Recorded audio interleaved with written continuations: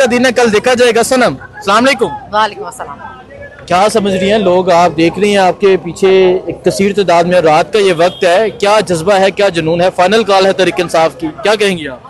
Final call है, इसलिए लोगों में ये जोश है क्योंकि लोग तो बहुत देर से कह रहे थे इस्लामाबाद जाने के लिए।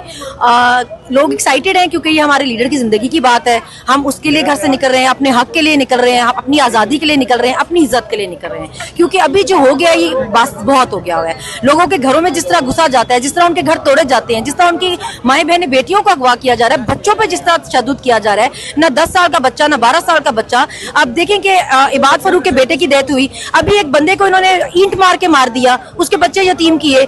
लोगों के बच्चों के आप जिस्म से प्लास से गोश्त खींच रहे हैं, औरतों के सरों से आप दुपट्टे खींच रहे हैं, माओं के आप गिरबानों में हाथ डाल रहे हैं। किसी चीज की एक हद होती है ना, किसी मतलब मार खाने की भी एक हद होती है, जुल्म बर्दाश्त करने की भी हद होती है ना।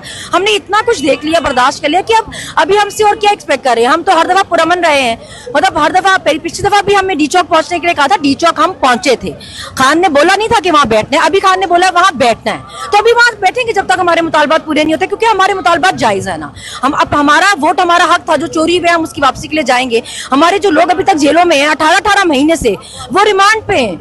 18-18 महीने का कौन सा रिमांड होता है? डॉक्टर यास्मीन एक औरत है, कैंसर सर्वाइवर है, इतनी एज है उनकी, इसके बावजूद उनको जमानत नहीं मिल रही। हमारे कानून में 90 दिन के बाद जमानत है। तो मुझे बताएं, वो तो बड़ी धमकियां दे रहे हैं, पासपोर्ट ब्लॉक कर दिया जाएगा, शनाख्ती कार्ड ब्लॉक कर दिया जाएगा, सनद नहीं मिलेगी यूनिवर्सिटी से, और यूनिवर्सिटी के स्टूडेंट्स को, तलबा को इवन ये कहा गया है सड़कें खोद दी गई हैं, अटक रेड लाइन है। क्या होगा? पासपोर्ट की बात तो ये ऐसे कर रहे हैं जैसे आपने पासपोर्ट की बड़ी कोई इज्जत बनाई है पूरी दुनिया में। आधे से ज्यादा मुल्क तो आपको बैन कर चुके हैं अपने मुल्क में। आप बड़े लोगों को फ्री वीजे बांट रहे हैं जो आप उनके पासपोर्ट पर कर देंगे। जहां तक संतों की बात है कि आप देखेंगे जो नौजवान है वो सारे मुल्क छोड़ के जा रहे हैं इसलिए क्योंकि आप नौकरियां देने के काबिल नहीं है। उन्होंने आपकी संतें वैसे भी अपने सर पे मारनी है, वो तो बेचारे इतने साल लगा के पढ़ के संतें हासिल कर रहे हैं, आप उनको नौकरियां देने के काबिल नहीं है, फिर वो मुल्क छोड़ के चले जाते हैं। तो आपने उनकी संतें कैंसिल करके भी कौन सा तीर मार लेना है? ये हर दफा एक ऐसी बात करते हैं जिसका कोई सर पैर ही नहीं होता। हम इनका जो करने वाले काम है वो करें ना। मुल्क में अमन अमान की हालत देखें, वो तो आपसे काबू नहीं हो रही, दहशतगर्दी तो आपसे काबू नहीं हो रही, स्ट्रीट क्राइम तो आपसे काबू नहीं हो रहे। बातें आप कर रहे हैं हम शनाख्ती कार्ड कैंसिल कर देंगे। पाकिस्तान की शनाख्ती कार्ड की, पासपोर्ट की आपने हैसियत रहने ही क्या दी है, उसकी इज्जत आपने रहने ही क्या दी है जिसको कैंसिल करने की आप धमकियां लगा रहे हैं। और इस तरह लोगों को उकसाना नहीं चाहिए कि जी हम यहाँ से ये नहीं करने देंगे, हम वहां से वो नहीं करने देंगे, क्योंकि कोई भी शहर, कोई भी सुबह किसी की जागीर नहीं है। वो अपनी बाई तो कह देते हैं जहेज में कोई नहीं लाया, तो आप भी फिर पूरा पाकिस्तान जहेज में नहीं लाए। हम पाकिस्तानी शहरी हैं, जहां हमारा दिल करेगा जाएंगे। अच्छा, एक तरफ जो डीआईजी लाहौर है वो कहते हैं कि लाहौर क्रॉस नहीं कर सकते, अटक के कहते हैं अटक क्रॉस नहीं कर सकते, मोहसिन नकवी साहब कहते हैं कि इस्लामाबाद नहीं आ सकते। होगा क्या कल क्या देख रही हैं?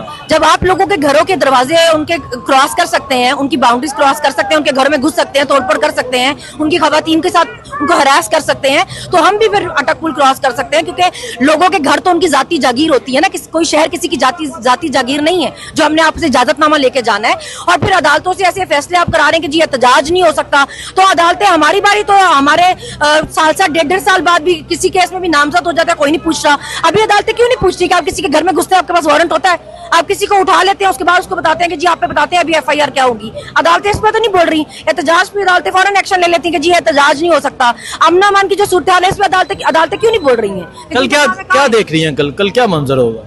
देखिए, हम पुरअमन उसके लिए ही जा रहे हैं। हमारे जो हमारे डिमांड्स हैं वो बिल्कुल जायज है ना, हम कोई नाजायज डिमांड तो हमारी नहीं है, तो हम उसके लिए जा रहे हैं। एहतजाज के लिए रोकने की कोई तुक नहीं बनती ना। आप 400 कंटेनर मंगवा लेंगे, 4000 मंगवा ले, क्यों मंगवाने हैं? आप जमीनें खोदे, शैल मंगवाए, डंडे मंगवा ले, क्यों भाई? हम तो आपको कहीं नहीं रहे कि हम हमला करने आ रहे हैं या कि कुछ करने आ रहे हैं। हम तो पूरा मन एहतजाज के लिए आ रहे हैं ना। एहतजाज करना हमारा मुल्क है, जमहूरी मुल्क है। हम 2 दिन बैठे या 10 दिन या 100 दिन बैठे, आप कैसे किसी को इस डंडे के जोर पे रोक सकते हैं या अदालतों के साथ सहूलत कारी करा के आप रोक सकते हैं? हमारे हक है, हम जहाँ मर्जी जाएं। जी शराफत साहब, आप बताएं कि इस्लामाबाद पुलिस ने रैली